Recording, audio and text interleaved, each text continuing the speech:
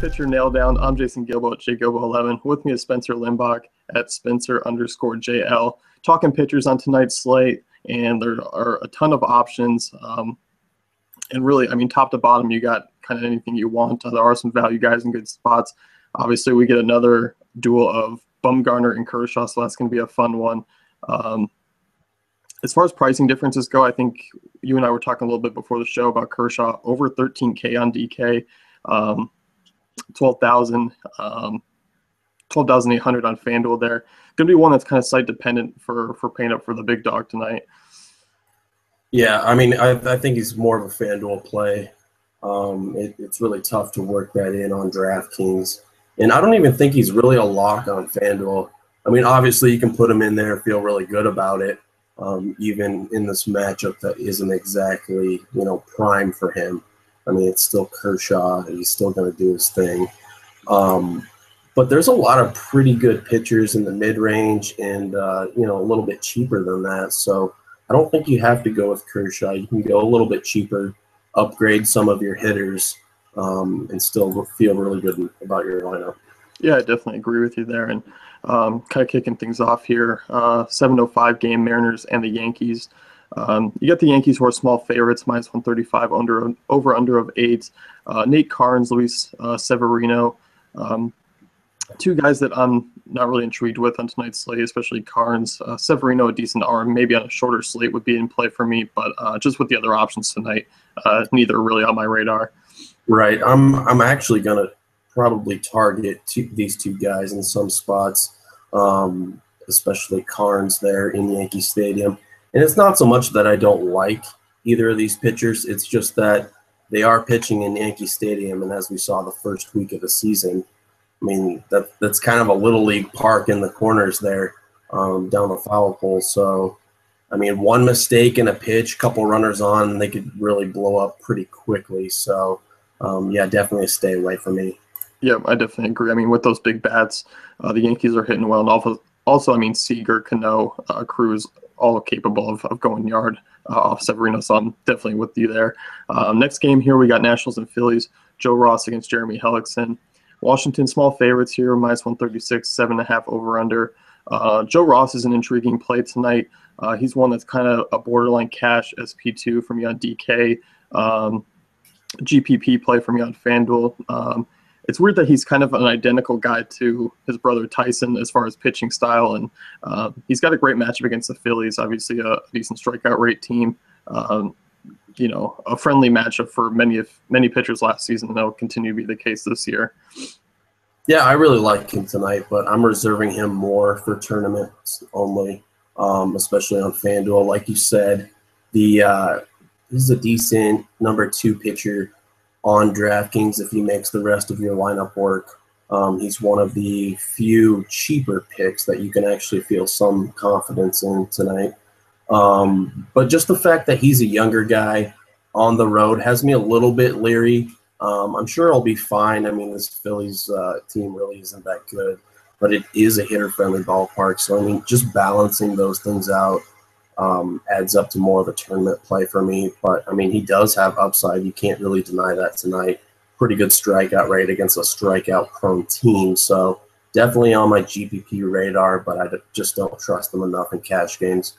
Especially with some other safer studs on the slate tonight. So I'll probably go that way for cash games. Yeah, I mean, I can't argue there. Yeah, I definitely can't argue with you there. I think, price considered, it just depends on what bats you can get in. If you can kind of maybe spin down at a spot and bump him up to a guy like Carlos Martinez, who's just 1,300 more on DK, I definitely would lean that route. So, 7:05, you got Jimmy Nelson and Jeff Locke on the hill in PNC, nice pitchers park. Over under a 7, Pittsburgh small favorites minus 129. But really, these two arms, Jimmy Nelson's been a guy who's been up and down throughout his career. He looks great. One start looks terrible the next. Really struggles with left-handed bats, which Pittsburgh doesn't have a ton of. But once again, 14-game slate, I just think this is one you can kind of gloss over and look at elsewhere.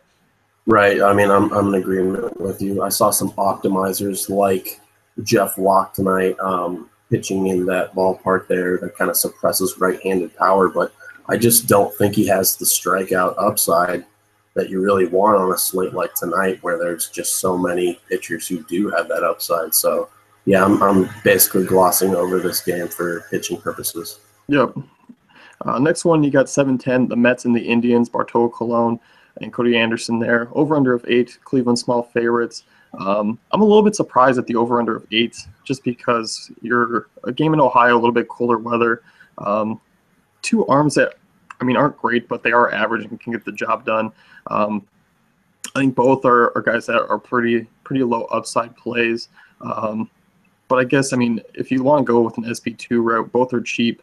Cologne's only 5,300. Cody Anderson, $5,000 on DK. So if you were looking to stack a team like maybe the Blue Jays or Houston or something, that would be the only way that they're in play for me. Yeah, I'm in agreement there pretty much. They're both the type of inning eater style of pitchers that just kind of get their team by, not really good for fantasy purposes. So, I'm probably going to stay away unless, it's the last piece of the puzzle in a tournament to make your lineup work. Yeah. You got the next one here, over-under of 8.5, Blue Jays and Red Sox. R.A. Dickey, Rick Porcello, it's pretty much a pick 'em there. And really, in that game against those two offenses in Fenway Park with some of those right-handed bats, that's a no-no for me. Yeah, Dickey versus Ricky here. So kind of an interesting matchup there. I know Porcello was really good in his first start.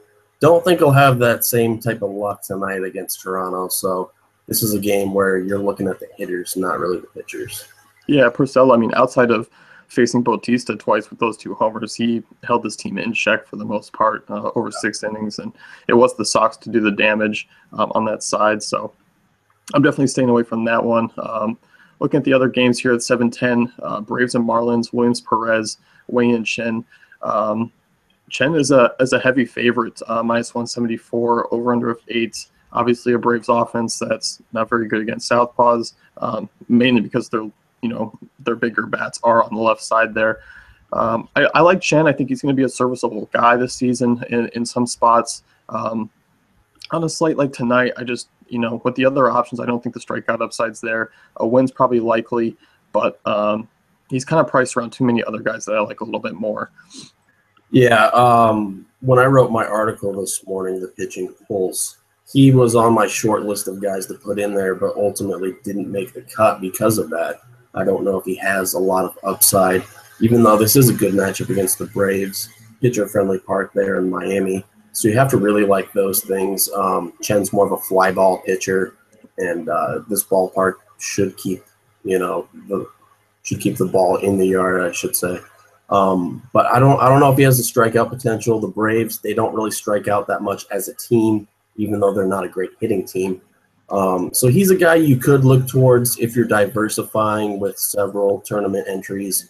But ultimately, I think there's other guys at similar prices that we'll get into that will give you more upside.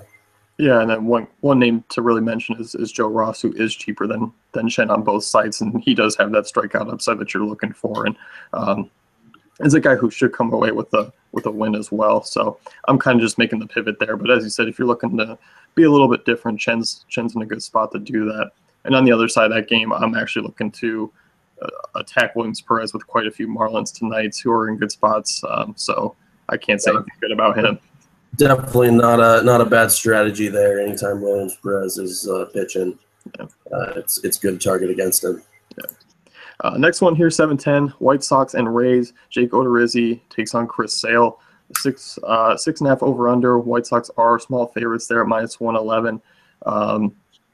Chris Sale, kind of an interesting pivot off of Kershaw tonight.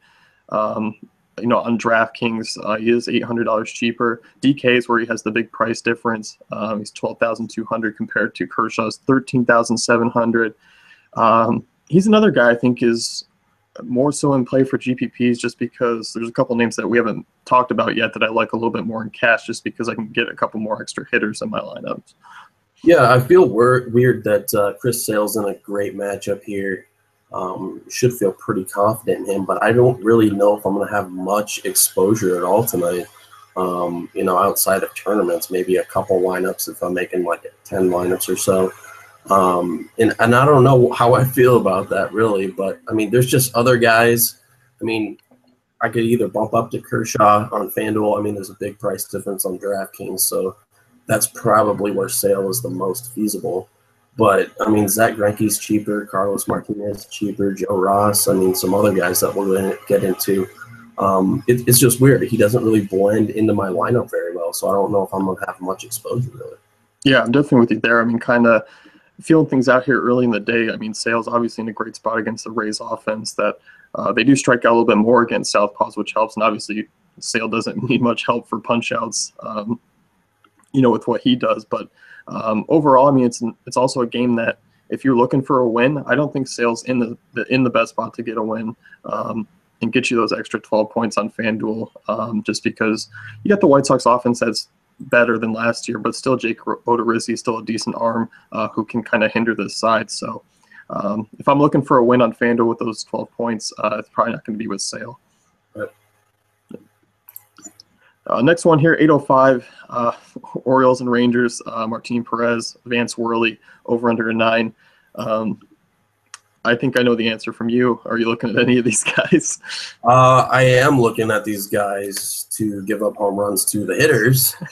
This is definitely the game I kind of want to stack. I'm definitely going to have some exposure in one way or another, but I think you can really stack both sides of this game and feel pretty good about it. Hitter-friendly ballpark there in Arlington, warmer weather. It just all adds up to the hitters there. You have 2 well below average pitchers. So, this is definitely a place to target the bats. Yep, I'm in agreement there. And if you haven't noticed, the gift DraftKings gave us Manny Machado, shortstop eligible, and just 4,400 tonight. I mean, that's kind of a steal. I expect him to be pretty heavily owned. Yeah. So, next game here, looking at the Angels and Twins. Garrett Richards taking on Tommy Malone. Angels small favorite. Both these offenses are pretty abysmal. The Twins strikeout rate is just through the roof to start the season here. I mean, obviously it was fairly high last year, and all these boomer bust bats are really busting right now. And I mean, it's got to be frustrating for you as a Twins fan. Man, you hurt my feelings. To watch that. You dogging on my team like that. No, but you're absolutely right. I mean, we knew that there was going to be a high strikeout rate for the Twins this season, but we thought, some of the home run potential, guys like Parks, Sano, Dozier, would make up for that. But so far they really haven't at all. Haven't even really gotten on base. And Matt Latos is just pitching gems against your team, I mean, that's like the nail in the coffin that this offense, something needs to happen. I don't think it's really going to happen tonight. Garrett Richards is a pretty solid pitcher. Decent strikeout rate. I wrote him up in my article. He's a guy I'm probably going to reserve more to tournaments, but he is borderline cash game eligible just because he's on the road. Minus 120 favorite. I don't know how great he could get a win or not. The Angels offense should be okay against Tommy Malone, but I don't know. Tommy Malone is one of those guys who just throws a random gem every once in a while, so you never really know what you're getting from him. Definitely not a guy to target for fantasy purposes. He doesn't have basically any strikeout upside. So I'm looking at Garrett Richards if I'm targeting someone from this game, just because the Twins bats are going to help him put up some fantasy points. So you don't really mind that if you have him on your side. Yeah, I'm definitely with you there, more so on tournaments. As you mentioned, the strikeout rate with Richards was solid last year. His swinging strike percentage, I mean, that's what I was looking at really before the show. It's really the 8th best on the slate when you look at it. If you take out Rich Hill, it's the 7th best, 11% last year. So he's a guy who's going to miss some bats and put up some big strikeout numbers, I expect, tonight. As you mentioned, the win is kind of the only thing that's really an issue for me. You do like him pitching in target field there. So, hopefully Trout can back him with some offense against Malone and he can cruise to a win. Or maybe for your sake, maybe you're just fading altogether and hoping that the Twins can get a win there. Yeah, I don't know. I'm definitely going to have some shares of Richards in tournaments, that's for sure. But probably not going to have him in cash games. Not just because I'm a homer, but just because there's a lot better options on the board. Yeah. Next one, you got Tigers and Astros, Mike Pelfrey and Dallas Keuchel on the hill. Houston, huge favorites. Minus 183 here, 8.5 over under.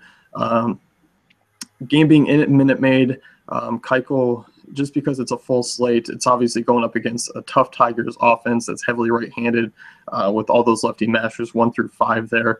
Kind of a no-go for me, even though, I mean, the guy's a great lefty. I mean, he keeps the ball on the ground there, high ground ball rate, decent strikeout rate, but I don't see enough upside for him against Detroit, even though he might come up with a win. I don't see a great line from him tonight. Right, and that hitter-friendly ballpark makes you a little bit concerned with all that power potential that Detroit has. So I don't think it's really worth it, especially when you have guys like Chris Sale, Zach Greinke, Clayton Kershaw, Carlos Martinez, all those guys, much safer options, most of them for a cheaper price point as well. So that's probably the way I'm going to look. And then on the other side, Mike Pelfrey, I'm probably going to stack against him in some spots. That Houston offense is just – they could easily put up 10 runs, especially against a shaky pitcher like Pelfrey, who really doesn't bode well in hitter-friendly environments. So that's the route I'm going to take to this game.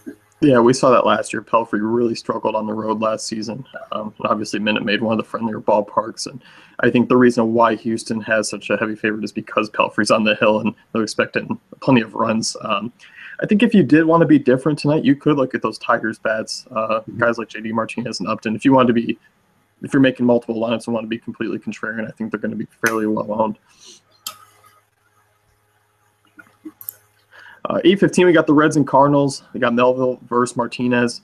And I think one of the reasons we're kind of leaning towards Ross and Richard in GPPs is because Martinez is a safer win option. He gets a Reds offense that could be without Cozart yet again, could be without Mesoraco yet again, which really only leaves you with Bruce and Votto. Work around them, and you are cruising to a pretty easy line coming out of the night. Martinez, solid strikeout rate. Pitching in Busch Stadium, you like him there. A pretty easy win should be the case tonight, and I think he's a guy who is going to be cash game worthy, especially if I want to pay up for some other hitters. He's a nice discount guy. Yeah, and he actually has the best odds tonight of getting the win. I think he's either a 180 or 190 favorite, which is better than guys like Kershaw, Greinke, and all the others. So you have to really like that. Cincinnati, who are they running out tonight? It's Tim Melville. Yeah, so I mean that helps you in terms of run support for St. Louis. They always do a lot better at home. Martinez last year was just lights out at home. So add all those things together. He has a little bit of a discount, and I think I'm going to seriously consider him in cash games. I might want Zach Greinke a little more, talking about FanDuel when you only roster one pitcher. But, I mean, if that $1,400 price difference allows me to just beef up the bats and get all the bats that I want, I don't mind dipping down to Carlos Martinez, and I feel pretty confident in that for cash games. Yep, I definitely agree with you. I think there's a ton of options to go with. It just kind of matters. Maybe you do like a value guy a little bit more than beefing someone up, and that can get you a Greinke over a Martinez or vice versa. So there's tons of way to play it tonight, and I think I'm right there with you. I think Martinez is definitely in consideration for a top 3 guy for me that I'm kind of considering in cash tonight. So next one, you got the Royals and A's here, just a 7 over/under. Oakland small favorites at 118. Kind of catches me off guard. I know the Royals offense hasn't been great to start the season. You got Rich Hill and Edison Volquez. Volquez has been pitching well in both starts. The A's team, they aren't a team that strikes out a bunch, although they did have Chris Davis, who usually adds 1 or 2 to your line coming in of the night. But Volquez, interesting option tonight. I think he's going to fly kind of under the radar.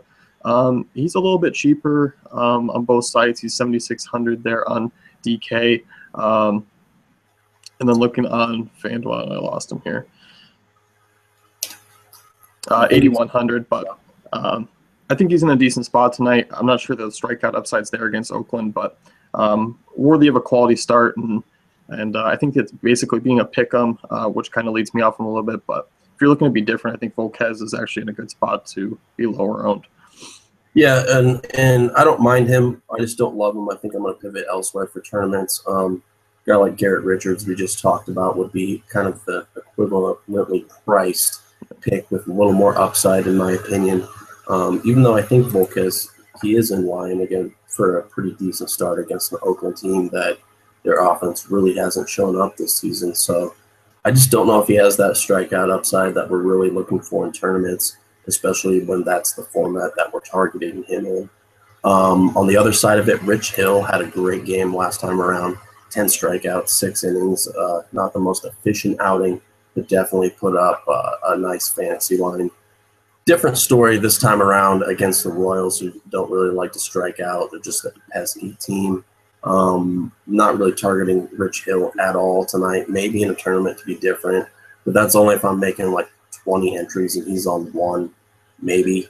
I mean, like I said, inefficient line last time around, even though he put up 10 strikeouts. I could see the Royals just making him throw a ton of pitches and not really giving him the satisfaction of punching many of them out. So mostly a stay away from me. Yep, I definitely agree. Going back to last season, the Royals just a 15% strikeout rate against southpaws. So, as you mentioned, they don't strike out a ton.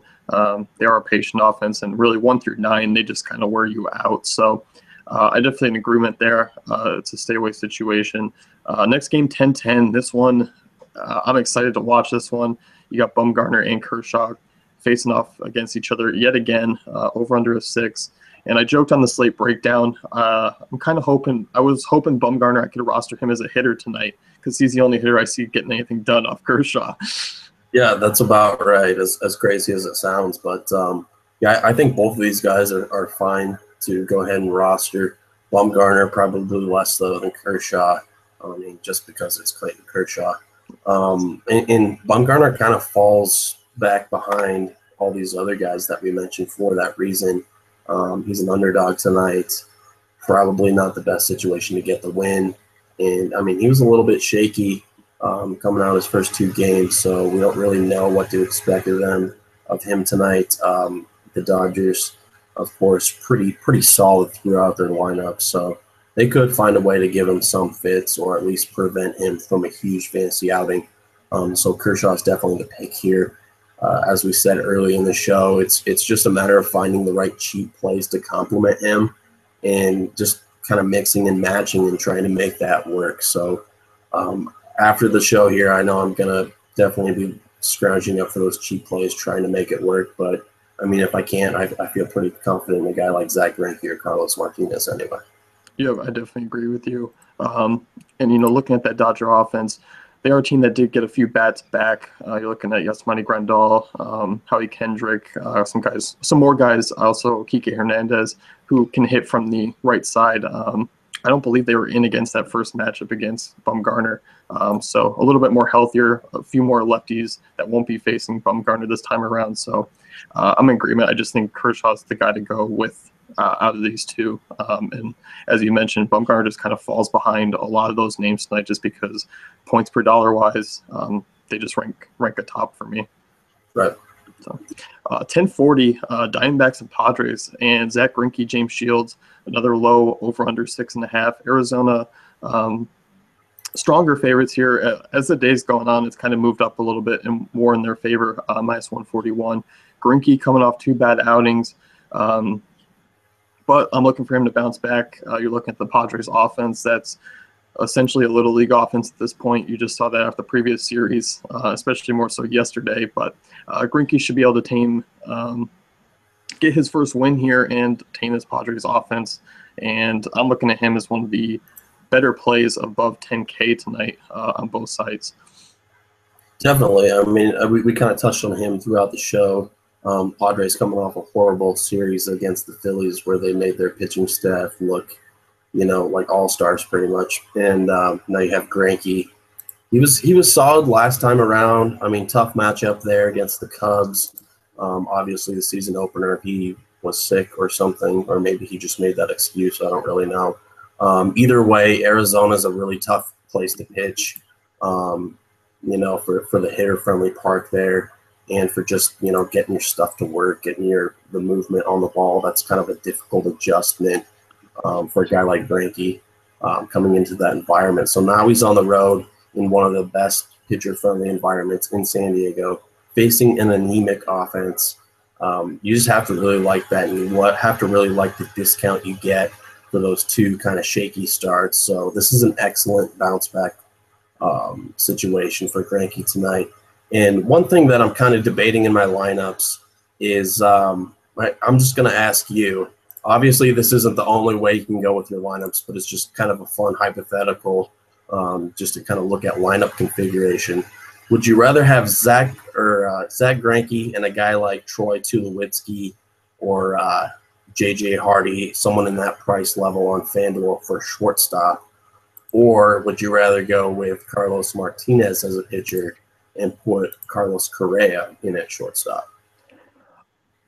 I think I mean, that's a tough call. I mean, I obviously like both of those combinations, and Tulo's price tag has come down a lot. And obviously, right-handed bats at Fenway is pretty favorable, getting one out over the monster there. And then obviously facing Porcello. Correa, though, on the other hand, I think I'm going to lean more so Greinke and Tulo. I just think you look at that price tag. I think it's actually going to help you out around your other lineup spots. Tulo kind of gives you a little bit of a discount there that can be used elsewhere. And the Greinke Martinez, I mean, it's only $1,400. I think you're getting still a little bit of savings there. Yeah, I think the Carlos combination, I should say, Correa and Martinez, is probably more of a GPP play. But I mean, you could roll that out in cash games and feel pretty good about it. But Greinke's upside is just tremendous tonight. I mean, if Vince Velasquez can just pitch a gem against this team, you like to see what a guy with the talent of Greinke can do against them too. Yeah, definitely. And I mean, one thing we got to mention here, it's some big news, is you made it through the entire show this time. I got a new charger. I didn't tail off like the Phillies bullpen likes to do and ruin it for everyone. So kudos to me. Yeah, we'll end this show on a high note. Be sure to check out DailyFantasyCafe.com for all great tools and content.